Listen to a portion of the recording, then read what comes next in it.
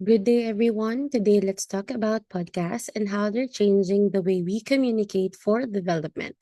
Podcasts are more than just entertainment, they empower communities, close information gaps, and make sharing knowledge easier and more accessible.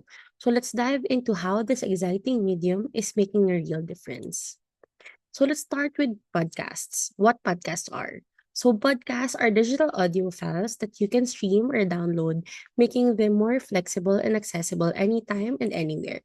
The key feature is on-demand availability, portability, and versatility, making them a more powerful tool for communication.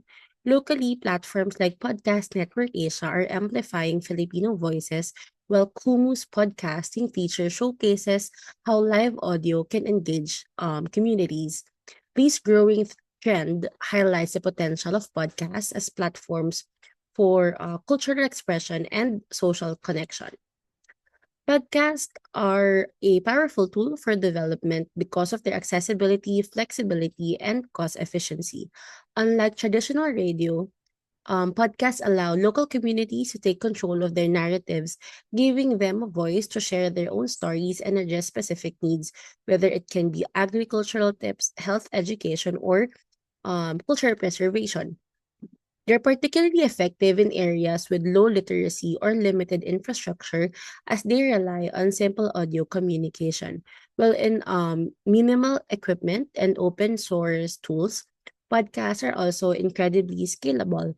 They can be produced on a low budget, making them ideal for diverse contexts.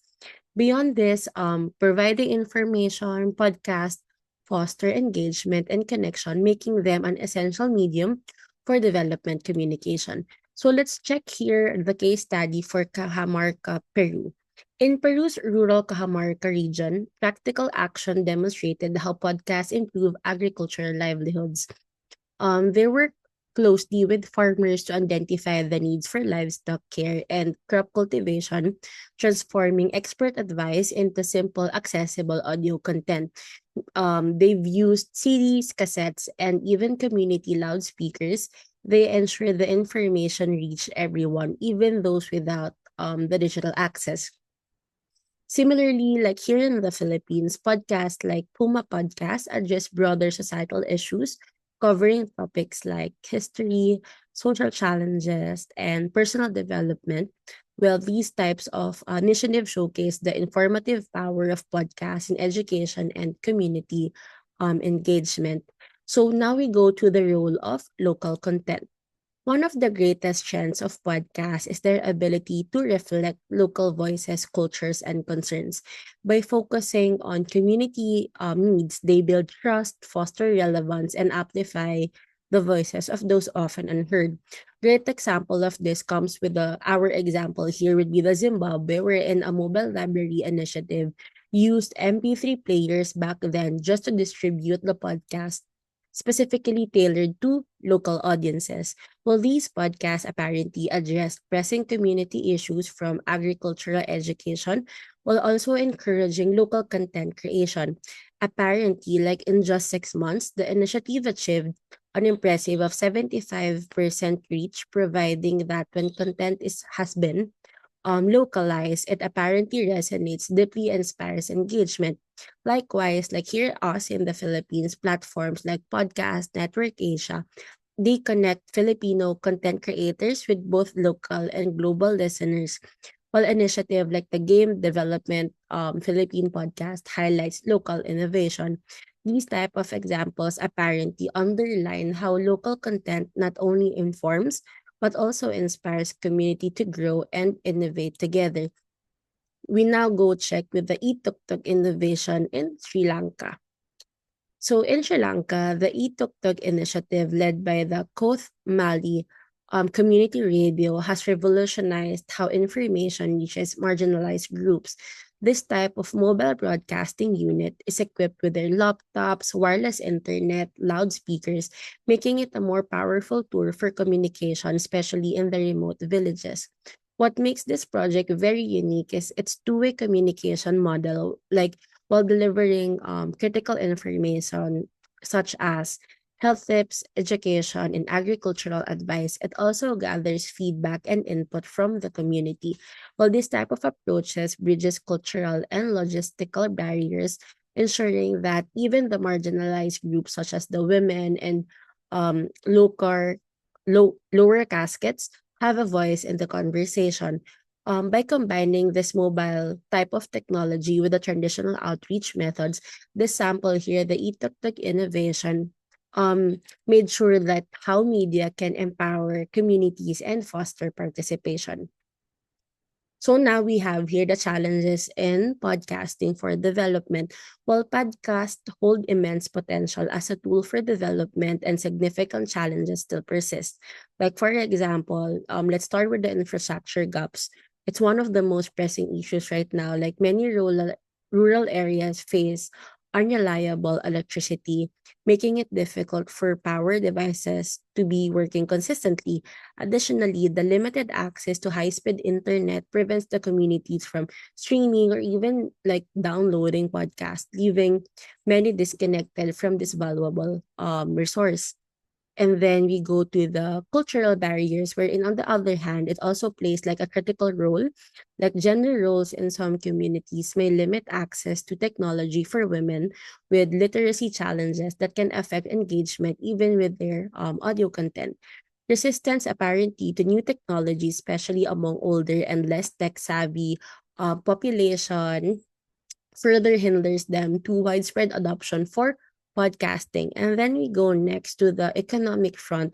The affordability is a significant hurdle. The upfront cost of devices like the smartphones now and the ongoing expenses for batteries or internet access can be prohibitive for low income families. Like maybe many podcasting initiatives also depend on the external funding, making sustainable a challenge for resources are not consistently available. With all this type of challenges particularly evident in our rural areas where development communication is most needed, but connectivity and resources like they are least accessible. Addressing these types of gaps will apparently require innovative partnerships between our local government, like the NGOs and other private sectors, along with solutions that are culturally and economically sensitive. And by leveraging locally driven strategies, we can ensure podcasts become a truly inclusive medium for empowerment and development.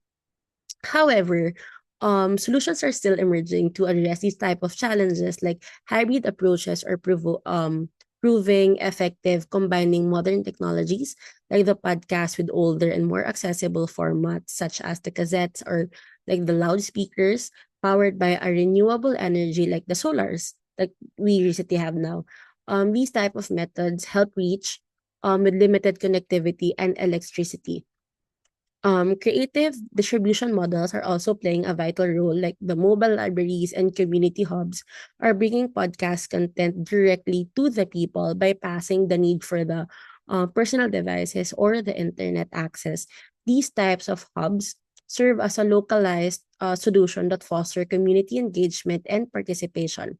Microcredit programs as well offer an innovative solution by enabling communities to finance devices over time, making technology more affordable for low income households. These programs reduce the economic burden while gradually improving access to podcasting tools. Lastly, the emerging technologies such as the solar powered MP3 players and other energy efficient devices are making it easier for us to content share in regions, especially with those with that has unreliable electricity. These type of solutions then demonstrate how sustainability and innovation can go hand in hand to break down the barriers and make podcasts a truly inclusive medium for development communication. So why podcast matters? As we wrap up, I want to leave you with this. Podcasts are more than just a platform. They are a bridge. Like they connect people across divides of literacy, geography, and access, giving marginalized communities a voice and a chance to tell their stories of their own terms.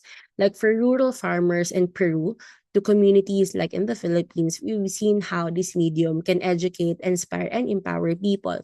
Yes, we do have a lot of challenges like the infrastructure gaps, the cultural barriers, and the economic hurdles remains, but solutions, are still evolving, whether through hybrid approach, creative distribution, or emerging technologies like the solar powered devices, like I mentioned earlier.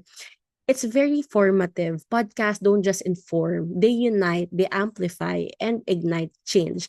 So here's my call to action for every one of us. Let's champion podcasts as a tool for development.